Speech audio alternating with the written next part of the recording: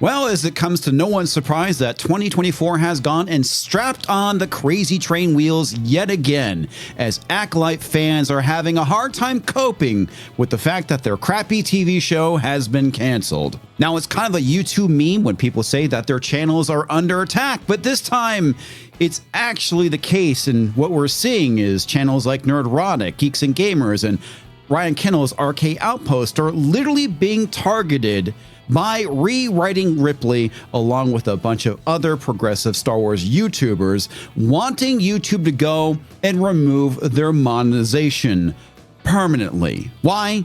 Because they simply didn't like a TV show and called it out. And this is indeed a target harassment campaign against these YouTubers. And they are doing the very thing that they accuse us of doing, organizing a harassment campaign. And personally, I think it's pretty safe to say that the people who are behind this is Rewriting Ripley. Now, if you're not familiar with Rewriting Ripley, they are a feminist podcast, and they have gone and targeted the likes of Nerdrotic, Geeks and Gamers, Jeremy from the Quartering for a number of years now.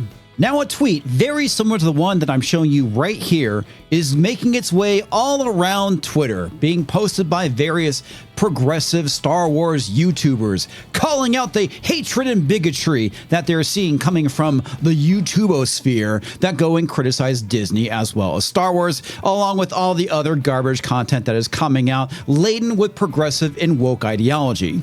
All right, so let's go and take a look at what is being shared around by these various shill YouTubers. Last week, actor Amanda Stenberg, they posted a candid comment to Instagram about the rampage of bigotry and vitriol that she has received since leading the cast of The Acolyte, the latest addition to the Star Wars universe. Stenberg's experience is not new. Dear Team YouTube, last week, actor Amanda Stenberg, pronouns she, they, posted a candid comment to Instagram about the rampage of bigotry and vitriol that she has received since leading the cast of The Acolyte, the latest addition to the Star Wars universe. Stenberg's experience is not new. In fact, this known tactic was initially provoked by former Breitbart news editor Milo Yiannopoulos, who aggressively targeted Ghostbusters actor Leslie Jones under the guise of film criticism. After prolonged insults against her, Ghostbusters character resulted in harassment against Jones on Twitter.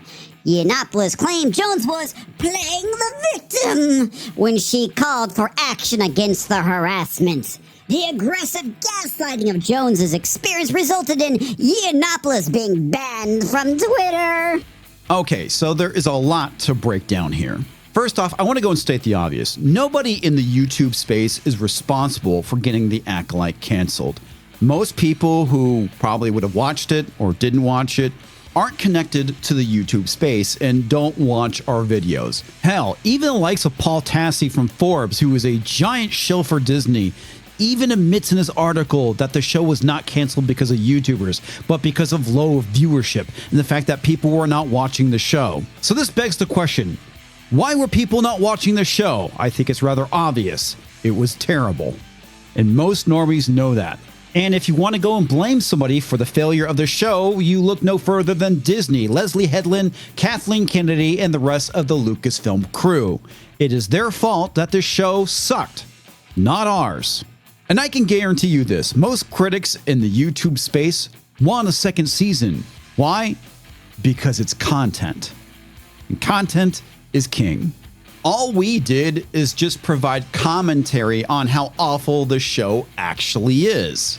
But rather than go and take responsibility for going and creating a crappy TV show, what do? They go and blame YouTube critics for its cancellation, which is simply not the case. It's just a convenient way of trying to go and take out the opposition, because clearly people like Nerdrotic, Geeks and Gamers, and Ryan Kennel are making them look very, very bad.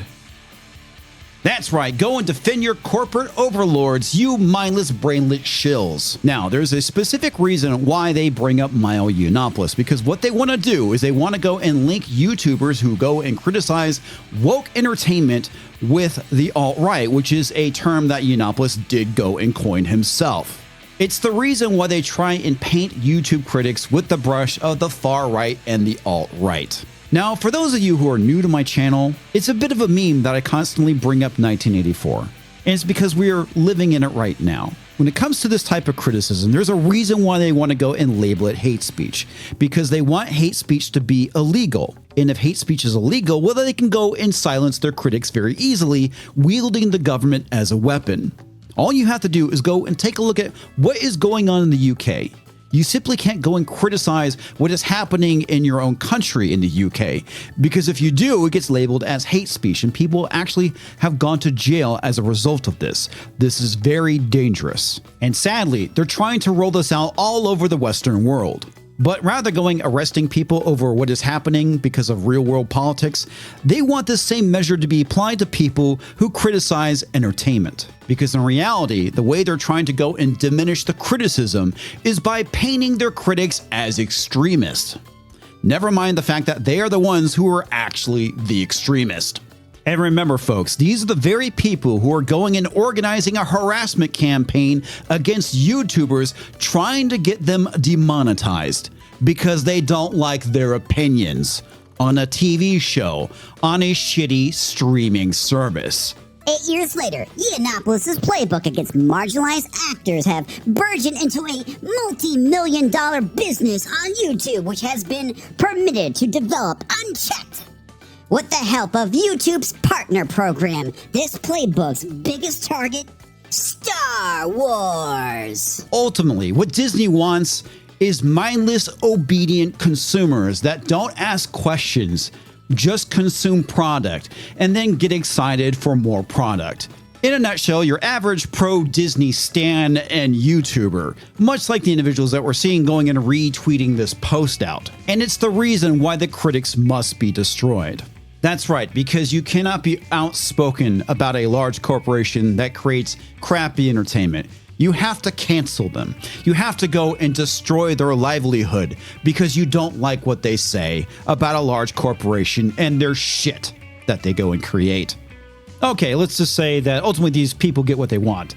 And Gary from Nerdrotic, Ryan Kinnell, and Geeks and Gamers have been scrubbed off the face of YouTube. This changes nothing. Absolutely nothing. Because the content that Disney is creating is still going to be bad. And people are still going to go and criticize it.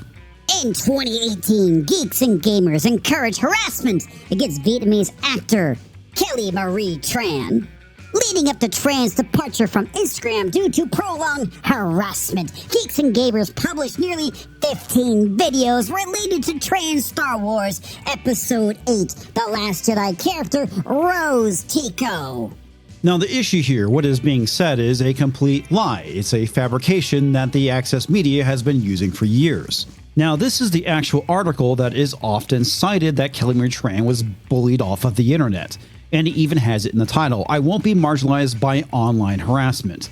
But the funny thing is, if you actually go and read the article, it is more of a critique of Hollywood and potentially society as a whole, and it never mentions Instagram or being harassed. Now, I've talked about this article ad nauseum, so I highly encourage you to go and read it for yourself. And ultimately, what we're seeing here is nothing more than a bunch of cherry-picked examples of criticism that is directed towards women and POCs. But the things they don't highlight is when we go and criticize the straight white males making bad decisions as well. Dave Filoni gets criticized a lot in this space, and rightfully so, along with Bob Iger, Kevin Feige, and a bunch of others as well. But this is what they zero in on. This is how they go and frame their narrative. And ultimately, this is what they want here. Action required. The Star Wars fandom refuses to watch another marginalized actor or fan be singled out by prolonged racist harassment from a handful of YouTubers as a result of YouTube's inaction, which has transformed hate into a lucrative career path. It is concerning to us that targeting marginalized actors on other social media platforms has historically resulted in platform bans, whereas the same behavior made provocateurs millions on YouTube. This should be highly concerning to advertisers as well. But at the end of the day, all this reading was for naught. As you can see here, coming from Team YouTube, thank you for reaching out. Just heard back and confirmed that this content is not violative and will remain up. We totally understand you may not agree with this decision, but we reviewed this video very carefully against our policies. So rewriting Ripley and all the others just can go and stuff it at this point. And as you can imagine right now, the Disney stans are collectively shitting themselves on Twitter, as Master of the TDS has been documenting all the posts that have come out in response to Team YouTube's statement about how none of this violates their policies. So nice try, better luck next time, I guess. Well, rewriting Ripley, we'll see you in another 2 years. You won't be missed. Anyway, folks, that is all I have for today. What are your thoughts on this whole situation? Me, I find it rather entertaining because it seems like Disney will stoop to new levels when it comes to trying to silence their critics. And yes, rewriting Ripley is associated with Disney. So let me know what your thoughts are. I'll catch you next time, folks.